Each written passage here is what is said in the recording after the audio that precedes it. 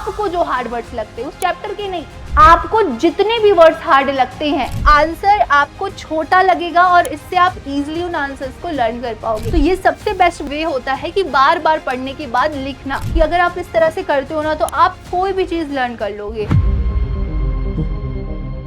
रटना कोई चीज का निवारण नहीं होता, चीज़ों को पहले ढंग से समझना होता है, उसके बाद उन्हें पढ़ना होता है और उसके बाद लर्न करना होता है। बहुत सारे बच्चे रटने की गलती करते हैं और एक बात बेटा ध्यान रखना कि रटा हुआ ज़्यादा समय तक याद नहीं रहता। तो हेलो मेरे प्यारे बच्चों, मैं हूं आपकी रोशनी मैम और स्वागत करती हूं आप सभी बच्चों का आपके द्वारा इस प्यारे से trusted platform UP board high school Vidyakul में। तो आज मैं एक ऐसा वीडियो लेकर के आई हूँ जिसकी डिमांड मुझसे बहुत दिन से आप जैसे बहुत सारे बच्चे कर रहे थे कि मैम क्वेश्चन आंसर लर्न करने की हमें कोई ट्रिक बता दो, कोई तरीका बता दो जिससे हम क्वेश्चन आंसर्स को इजीली लर्न कर सके। क्योंकि आप सभी ये बात जानते हो कि आपके एग्जाम में question answers 50 marks subjective cover करके रखते हैं। अब उसमें बात हो क्वेश्चन आंसर्स की, लेटर्स की, रिपोर्ट राइटिंग की, आर्टिकल राइटिंग की, सारे सब्जेक्टिव होते हैं आपके एग्जाम में। 50 मार्क्स के सब्जेक्टिव्स आते हैं। तो ऐसे में आपके लिए एक बहुत बड़ी चुनौती होती है क्वेश्चन आंसर्स की, इन सारी चीज़ों को जो सब्जेक्टिव है उन्हें लर्न करने की। बट आज के इस वीडियो को देखने के बाद आप सभी के अंदर से डर हटने वाला है। तो सबसे पहले बेटा इस वीडियो को लाइक कर दीजिए, चैनल को सब्सक्राइब कर दीजिए और बेल आइकन को क्लिक कर दीजिए ताकि आपको आने वाली सारी नोटिफिकेशन सबसे पहले मिल सके। तो सबसे पहले बात होती है बेटा कि दो तरह के स्टूडेंट्स होते हैं इस तरह के सब्जेक्टिव के मामले में। एक वो होते हैं जो चीजों को रटते हैं, ठीक, और एक वो होते हैं जो समझ करके आगे पढ़ने की कोशिश करते हैं। अब आप बताओ कि आपसे आप जो है कौन से वाले हो, है ना। लेकिन एक बात ध्यान रखना बेटा, मैंने भी स्कूल लाइफ का अनुभव लिया है। हम सारे टीचर्स जो भी आपको पढ़ाते हैं, जाहिर सी बात है भाई कि हमने डायरेक्टली तो हम टीचर नहीं बन गए, हमें भी पढ़ना पड़ा। लेकिन बेटा हमने भी अपनी लाइफ में ना ये चीजें स्ट्रगल की। हम भी एक टाइम था जब हम रटते थे, है ना। लेकिन पता है हमारे साथ क्या होता था, जैसे कल एग्जाम है और आज हम रिवीजन करने बैठे या हम कुछ नया टॉपिक पढ़ने बैठे, तो हम ना उसको जल्दी जल्दी रटते थे कि रट ले याद हो जाए। हमें 1-2 घंटे तो वो चीज़ बहुत अच्छे से याद रहती थी, बट जब हम एग्जाम में उस चीज़ को लिखते थे या प्रेजेंट करते थे, हम नहीं कर पाते थे। हमें चीज याद तो रहती थी बट हम उसको फुली नहीं कॉन्सेंट्रेट करके लिख पाते थे कि हमने पढ़ा क्या था। तो हमारे साथ सबसे गंदा सीन ये होता था कि हम रटते थे और हमें चीजें याद नहीं रहती थी। तो एक बात हमें उस दिन से ये समझ आई कि देखो, रटने वाली चीज हमें याद नहीं रहेगी। हम कितनी कोशिश कर ले, कितना अच्छे से पढ़ ले, हम रटेंगे तो हमें याद नहीं होगा। फिर एक टाइम बाद हमने समझने की कोशिश की, मतलब कि हम कुछ भी पढ़ते थे पहले उसको अच्छी तरह से 2-3-4 बार रीड करते थे, समझते थे, और उसके बाद फिर एक टाइम बाद हमारी मेमोरी शार्प हुई और फिर हमें समझ आया कि नहीं, राइट वे क्या है चीज़ों को पढ़ने का, चीज़ों को लर्न करने का। और आज हमें बड़ी बड़ी चीज़ें लर्न हो जाती हैं, है ना। तो सबसे पहले तो आप कौन से वाले स्टूडेंट हो ये आपको बताना है। अब देखो कुछ स्टेप्स हैं जो आपको फॉलो करने हैं क्वेश्चन आंसर्स को लर्न करने के लिए, क्वेश्चन आंसर्स को समझने के लिए, ठीक। सबसे पहला स्टेप ये है कि चैप्टर को आपको एटलीस्ट 2 बार तो पढ़ना ही है, ठीक है, और उनके हार्ड वर्ड्स को लिखना है। मतलब कि आप जो अपने चैप्टर्स, जैसे आपका भले ही इंग्लिश की बात नहीं कर रही मैं, इंग्लिश हो, आपका सोशल साइंस हो, आपका हिंदी हो, आपका साइंस में इधर बायोलॉजी हो, जितने भी आपके सब्जेक्टिव पार्ट्स हैं, है ना, लिखने वाले पार्ट्स हैं, मैं उनकी बात कर रही हूँ कि कोई भी चैप्टर आप पढ़ो एटलीस्ट उसको 2 बार पढ़ लो।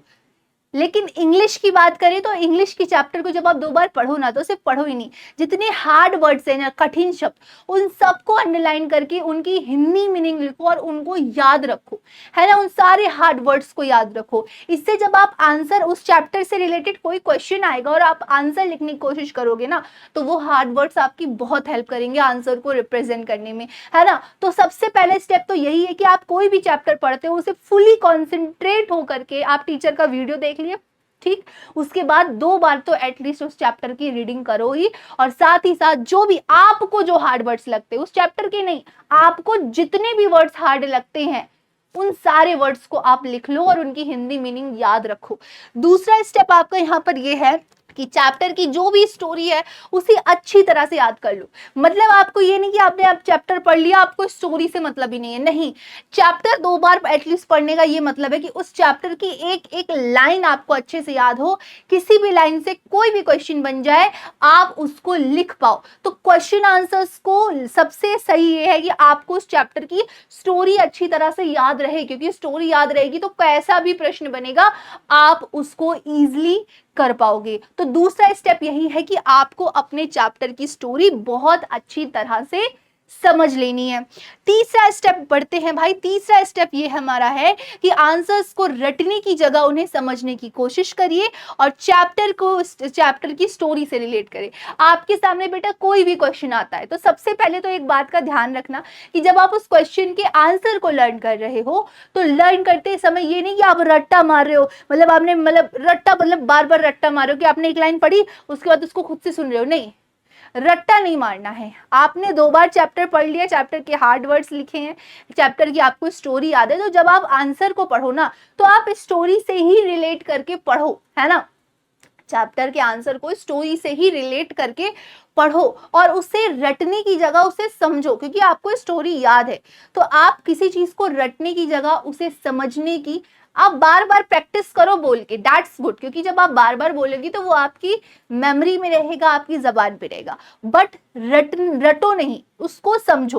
ठीक है, कोई भी आंसर आप लर्न कर रहे हो तो उसे रटने की जगह उसे समझो, बार बार मुंह से बोलो, सबसे बेस्ट वे ये है। ठीक, उसके बाद अगला स्टेप हमारा ये आता है कि आंसर को पैराग्राफ में नहीं पॉइंट्स में लर्न करो।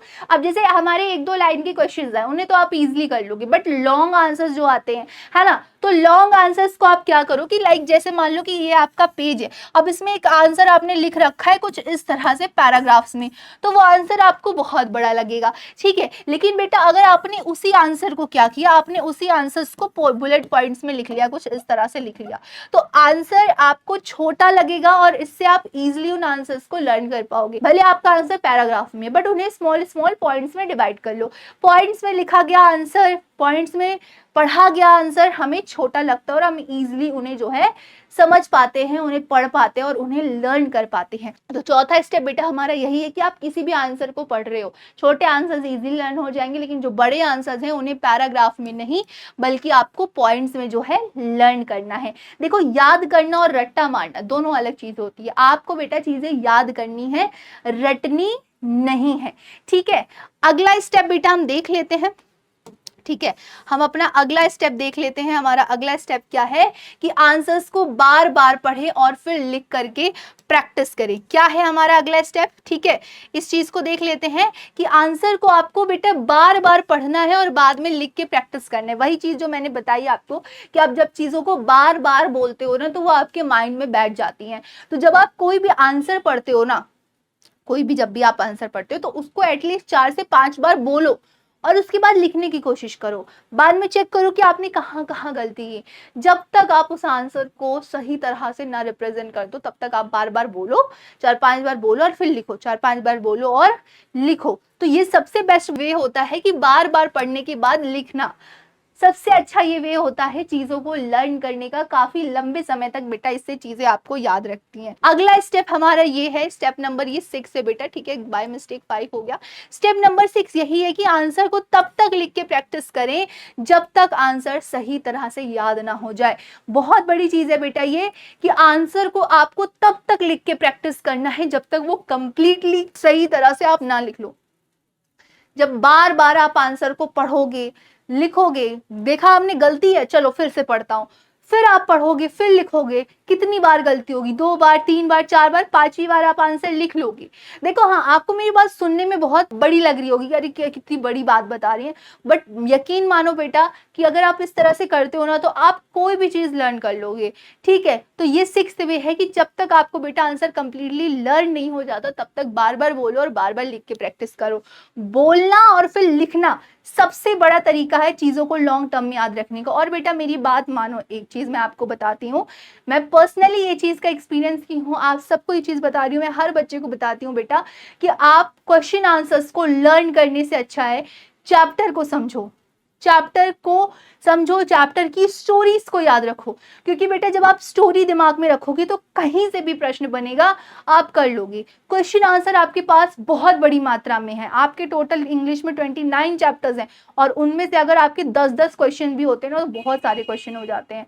लेकिन अगर आप क्वेश्चन आंसर्स लर्न करना चाहते हो, सारे नहीं बट एटलीस्ट 4 से 5 हर सब चैप्टर से, तो आपका यही तरीका सबसे बेस्ट है। तो बेटा यही थी हमारी आज की वीडियो और उम्मीद करती हूँ बेटा कि ये वीडियो आपको बहुत अच्छी लगी होगी, बहुत पसंद आई होगी, ठीक है। और ऐसी ही वीडियोस के लिए बेटा हमारे चैनल को सब्सक्राइब कर लीजिए, वीडियो को लाइक कर लीजिए। मैं रोशनी मैम मिलती हूँ आपसे अगली क्लास में। आप अपनी प्रॉब्लम्स को नीचे कमेंट करके बताइएगा। तब तक के लिए भाई धन्यवाद, राधे राधे, बाय बाय।